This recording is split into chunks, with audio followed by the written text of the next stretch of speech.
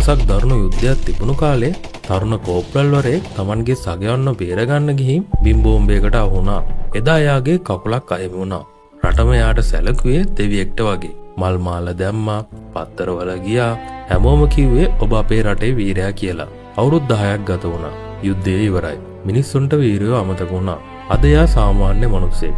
දවසක් එයාගේ පොඩි දුවව ඉස්කෝලේ ඇරලා එක්කන් එන්න වීල් චෙයාර් එකෙන් පාරට ගියා. එදා මහ වැස්සා. පාරේ වතුර පිරීලා. එයාට වීල් චෙයාර් එක තල්ලු කරගන්න බැරි වුණා. එයා පාර පනින්න වාහන නවත්තන්න අත දැම්මා. එක වාහනයක්වත් නතර කළේ නෑ. සමහර අය වීදුරුව පාත් කරලා බැන්නා.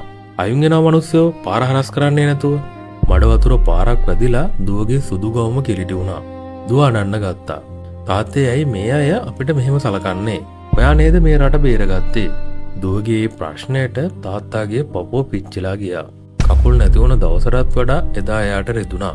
තාත්තා දුවගේ ඔළුව අතගාලා hina වෙලා උත්තර දුන්නා. දුව යන්නන්න එපා. මම මගේ කකුල් දෙක දුන්නේ අන්න අර අපිට බැරලා යන අයට නිදහසේ බයක් නැතුව පාරේ යන්න පුළුවන් වෙන්නයි. එයාලා අද ඒ නිදහස විඳිනවා දකිද්දි මට දුකක් නෑ දුවේ. මට සතුටුයි. මගේ රාජකාරිය මම හරියටම කළා. ඒ වෙලාවේ පාරේ ගිය බස් එක හිටපු තරුණයෙක් බැහැලා ඇවිත් වැස්සේ තෙමි තෙමීම වීල් චෙයාර් එක තල්ලු කරලා එයාට උදව් කළා. සැබෑ වීරයෝ ඉල්ලන්නේ සම්මාන නෙවෙයි. අපේ ආදරය සහ සහයෝගය විතරයි. ඒ නිසා පාරේදී බස් එකේදී මේ වගේ වීරියක් දැක්කොත් අහක බලන්න එපා.